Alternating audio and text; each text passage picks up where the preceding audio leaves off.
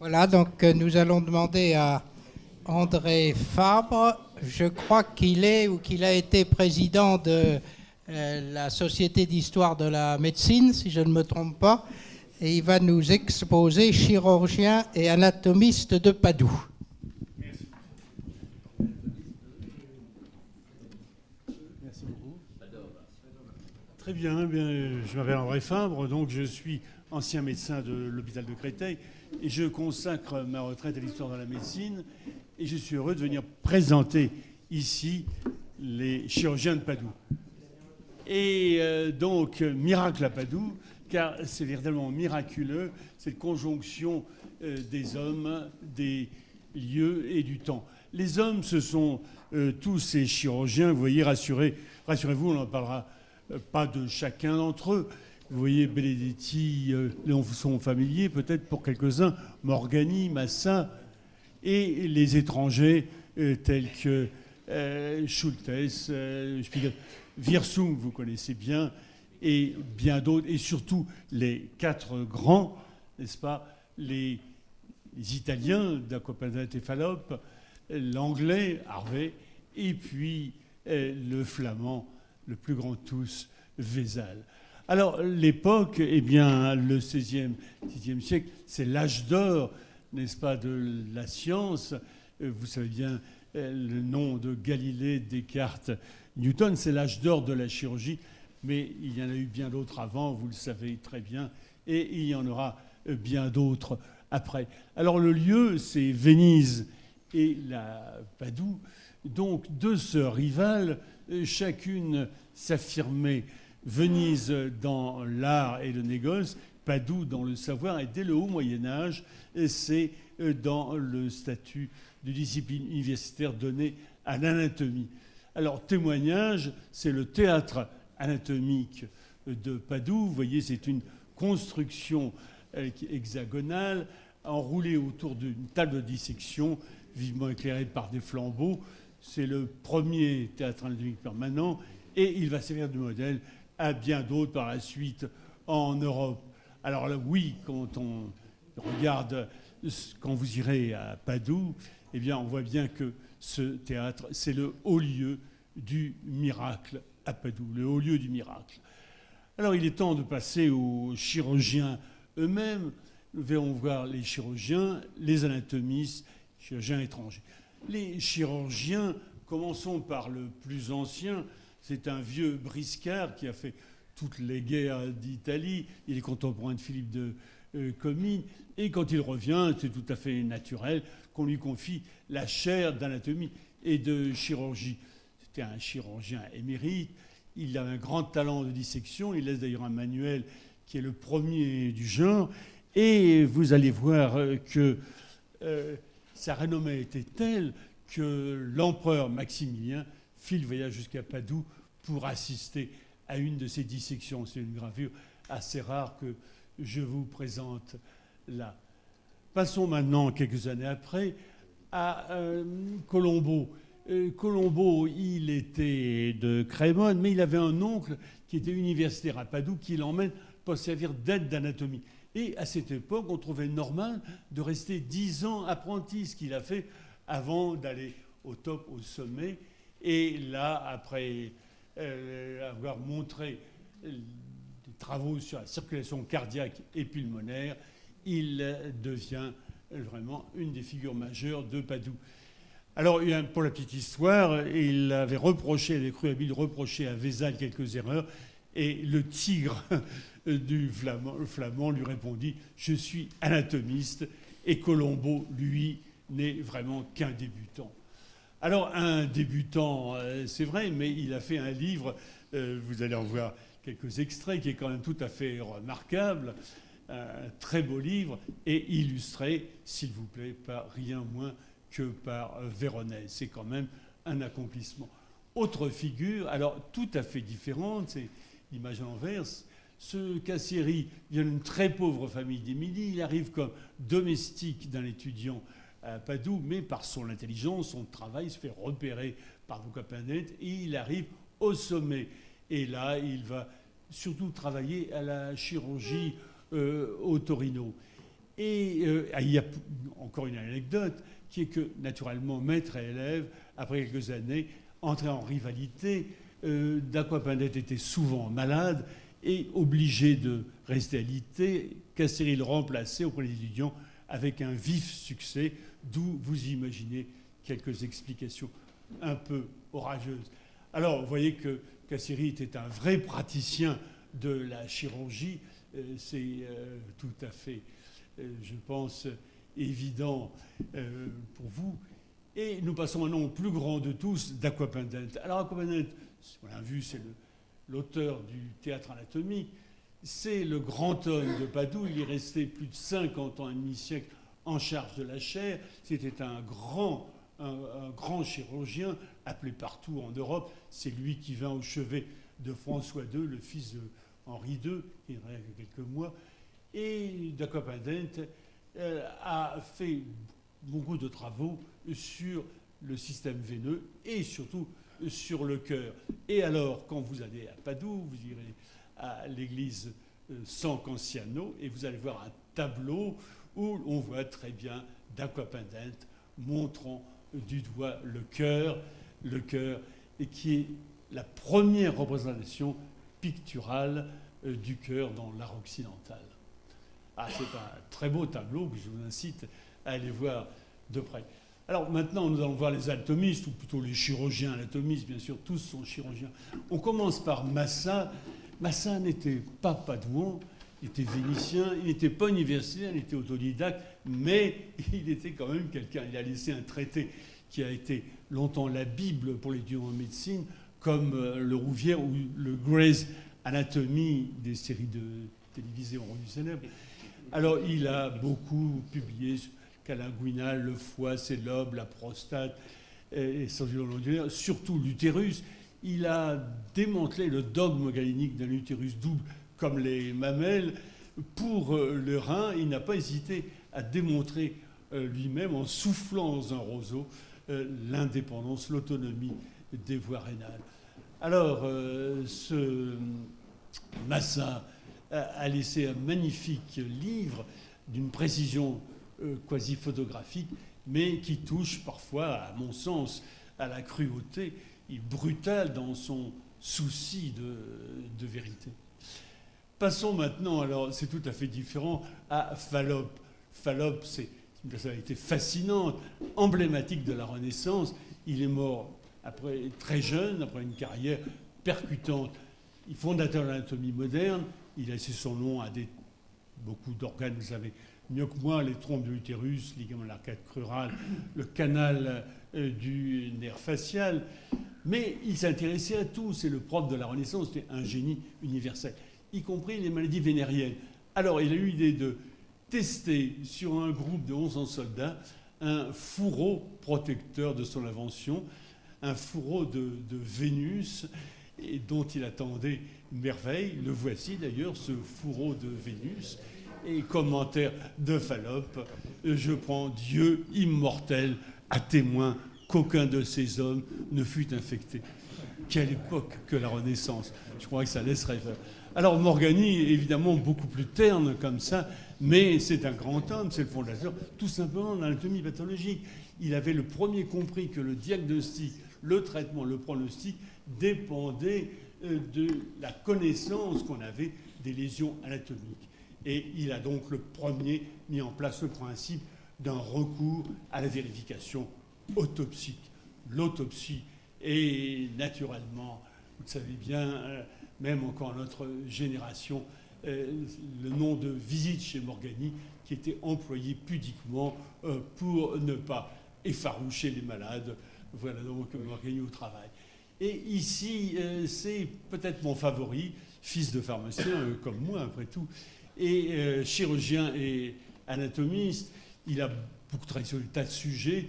Le canal pancréatique axelloire, c'est lui, plexus veineux urétral, le cartilage arythénoïde du larynx, c'est lui. À la fin de sa vie, eh bien, il va à Venise et il a un hôpital, un petit hôpital près du Grand, et qui devient, à l'heure actuelle, qui est devenu le haut lieu de la tradition musicale à Venise.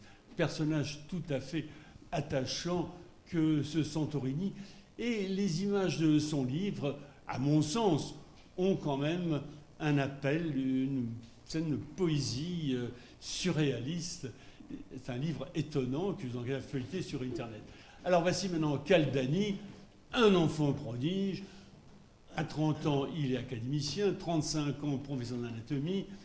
Il multiplie les travaux, même sur l'électricité animale. Bon, c'est un bide, excusez-moi du terme. La postérité a surtout retenu ces controverses avec Morgani, que Caldini appelait le prince des bouchers. Alors, il avait publié beaucoup d'ouvrages sur la physiologie et la pathologie, un gros atlas d'anatomie, vous allez voir, qui est fort intéressant à feuilleter. Je vous engage, vous voyez des images tout à fait captivantes, y compris celle-là, dont l'intérêt iconographique n'échappera, je pense, à aucun d'entre vous. Alors il est temps d'arriver au dernier volet, les anatomistes étrangers, les chirurgiens étrangers. Il faut comprendre que la Vénétie était les États-Unis de l'époque. Padoue, finalement, et Venise étaient ce qu'ont été Harvard et Boston au XXe siècle. Pendant 4 siècles, l'université de Padoue attirait les gens de toutes les régions d'Europe, de Pologne, de Finlande, d'autant que par tradition, la République de Venise refusait toute discrimination raciale ou religieuse. Alors voilà un Anglais, donc à 20 ans, il fait l'Europe buissonnière, et puis il arrive à Padoue, où il va avoir son diplôme, il va rester 3 ans chez le Commandant, il disparaît, et 25 ans après, extraordinaire, il publie à Francfort un livre où tout y est sur les mouvements cardiaques, la circulation sanguine, fantastique. Ainsi était mise en évidence l'existence de phénomènes cycliques bien définis. Et ce n'est pas tout. Harvey, comme tout bon Anglais, avait une passion pour les animaux. Alors il avait écrit un livre sur la génération animale où on voit Jupiter tenant une boîte d'où s'échappe un flot d'animalcules avec ces mots « l'ovule, c'est la vie ». Je vous laisse méditer sur cette phrase et sa portée. Passons à un Allemand, Rolfing, qui était évidemment assez rugueux, mais certainement qui avait d'une vive intelligence. Lui aussi avait fait une Europe buissonnière, et à Padoue, il devient universitaire. Il va ensuite professer à Venise, et revenu en Allemagne, il prendra la chaire à Iéna d'une curieuse spécialité, la iatrochimie, qui consiste à débusquer les allégations des alchimistes. En fait, ce qui est intéressant pour ce Rolfing, c'est que c'était l'homme des préparations anatomiques. Alors, qu'on aime ou qu'on n'aime pas, ces préparations anatomiques sont tout simplement géniales. Loin d'être du grand guignol, c'est vraiment une œuvre scientifique qu'il a fait donc. Il y a une réserve à Iéna inépuisable d'objets semblables. Autre figure allemande, c'est Schultes. Alors il vient de Ulm et il entre à l'Ordre Independent et il en devient l'assistant. Il publie beaucoup, il accède au plus haut niveau universitaire et après Padoue, il va aller à Vienne. Alors ce qui vous intéressera, c'est Schultes, c'est qu'il a laissé un gros traité d'instrumentation chirurgicale où tout y est. Les palettes de saignée, les crochets pour le strip des varices veineuses, les bandages herniens. Vous allez en voir quelques pages et je pense qu'une nouvelle publication de ce livre serait tout à fait intéressante. Ça complète ce qui a été dit tout à l'heure sur l'instrumentation chirurgicale. C'est quand même, là, il y a un haut lieu de mémoire. Passons maintenant à un autre anatomiste, chirurgien, Spiegel. Ah voilà, alors Spiegel venait de Bruxelles. Il a d'abord commencé par faire beaucoup de louanges sur son prédécesseur Vézal et compatriote.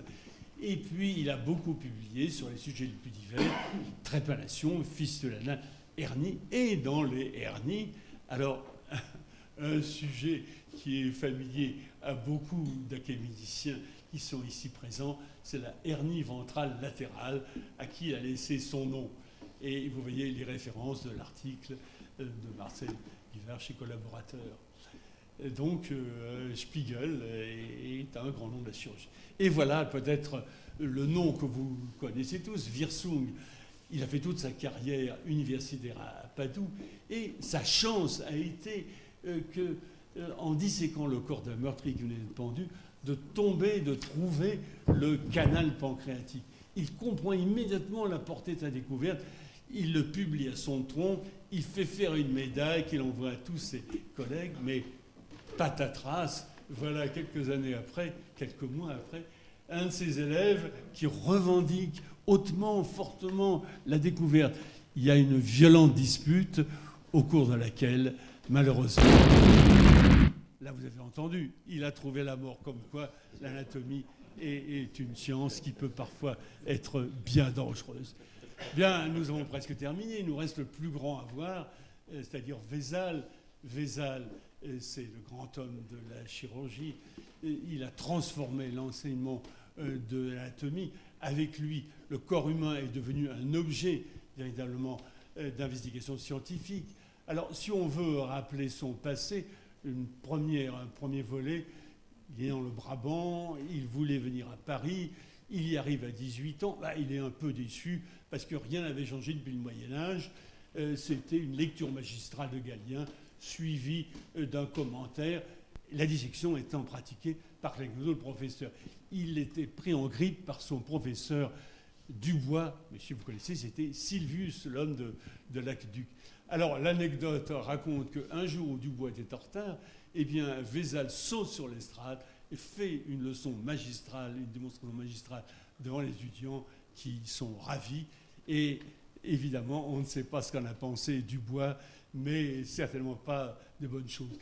Alors, Vézal était passionné à un tel point pour l'anatomie qu'il rôdait sans arrêt au gibet de Montfaucon et pour glaner quelques restes humains et se familiariser ici avec ce qu'il appelait l'anatomie du réel et non pas celle des livres. Et la suite de l'histoire est que la guerre survenant, il a dû revenir à Louvain. Naturellement, à Louvain, il s'est querellé avec ses professeurs, il a claqué la porte avec beaucoup de bruit et il est parti à Padoue, qui était le grand centre d'anatomie de l'époque. Et là, sa carrière a été absolument fulgurante. En un an, il reçoit le diplôme de médecin. Le lendemain, il est installé dans la chaire d'anatomie. Et là, il va développer ses idées, remanier l'enseignement. Pour lui, le professeur devait procéder lui-même aux dissections et commenter chaque étape pour l'étudiant. Bien plus, il a eu l'idée géniale de faire un livre illustré avec toutes ces dissections, les cadavres étant rares.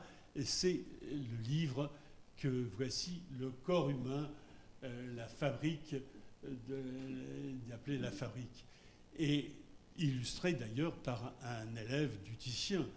C'est un magnifique ouvrage dont nous allons reparler peut-être, si nous avons le temps, très brièvement tout à l'heure. Alors, un deuxième volet, eh bien, Vézal, comme d'habitude, laisse tomber après quelques années, après 6 ans. Là, il va en Espagne à l'invitation de Charles Quint. C'est la fin de la présentation.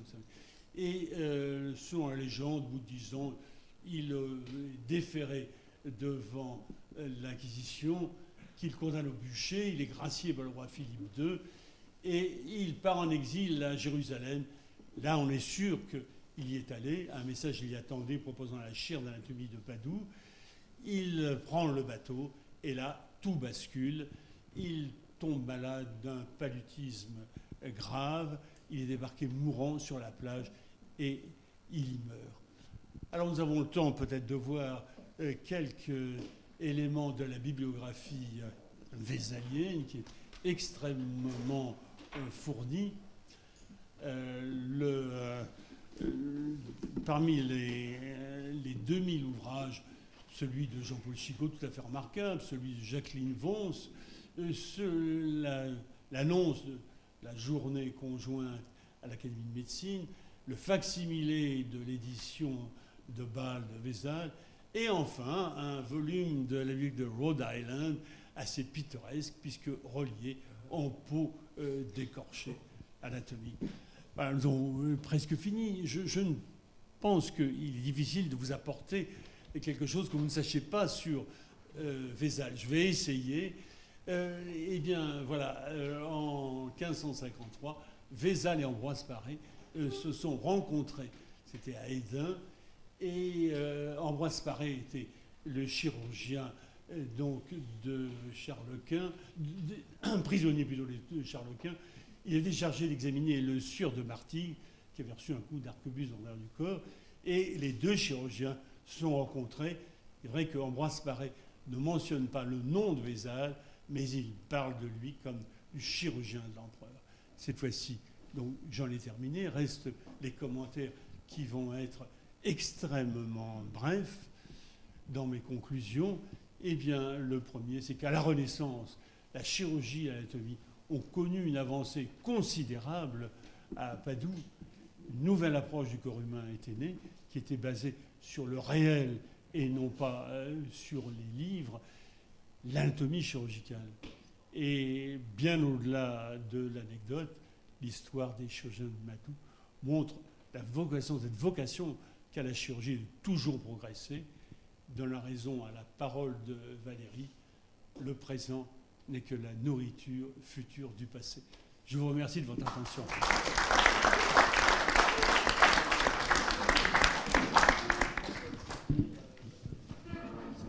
Un très grand merci pour ce magnifique voyage que vous nous avez donné de faire avec vous.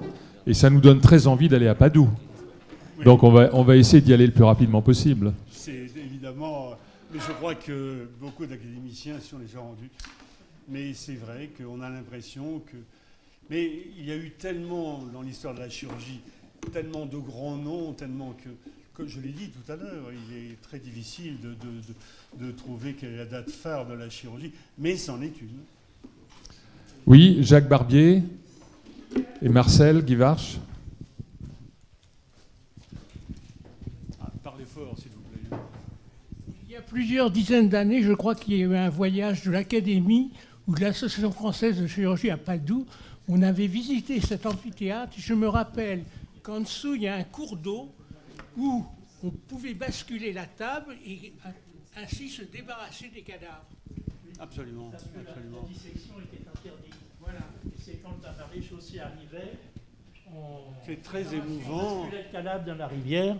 De retrouver voilà. le présent. Autrement dit, lors de la construction de cet amphithéâtre, oui. La dissection était interdite. Donc, il a fallu... Alors, la rivière était bien placée et la table de dissection juste au-dessus de la rivière. Oui, M. Caton. Oui, la chirurgie italienne a toujours été extrêmement brillante. Il y a eu aussi après Padoue, mais jusqu'à l'époque récente. Et moi, j'ai une question. Comment explique-t-on, parce que jusque vers les années 50, la chirurgie italienne était encore une des chirurgies premières, comment explique-t-on un peu le déclin, j'ai l'impression, mondial, tout au moins dans le cadre de la renommée des praticiens de la chirurgie italienne à partir des années 50 jusque maintenant? Est-ce que c'est un problème de société? C'est un problème d'organisation médicale? Comment on peut expliquer ça? Parce que, je crois à partir des années 50, sûrement pas. Moi, j'ai connu des chirurgiens italiens dans les années 70-80. J'avais été à Padoue en particulier, j'ai été à Milan ensuite. J'ai été épaté de voir des chirurgiens qui étaient venus lors de leur formation à Paris ou à Lyon et qui étaient des chirurgiens tout à fait remarquables. Exceptionnel. Et à l'époque, on n'en avait pas conscience en France. Je me suis peut-être mal exprimé alors. C'est plus dans l'inventivité, dans l'innovation. Ah, peut-être. Marcel Guivarch.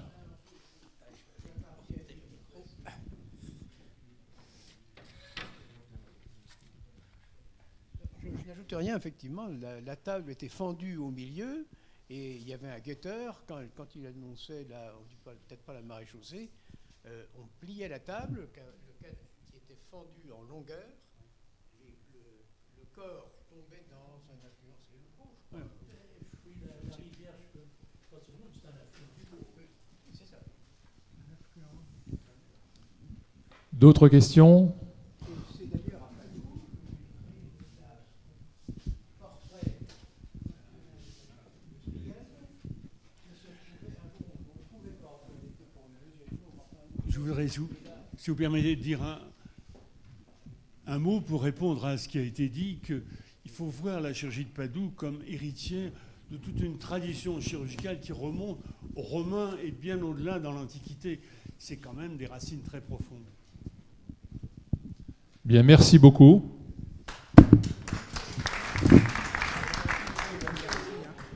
La séance est levée.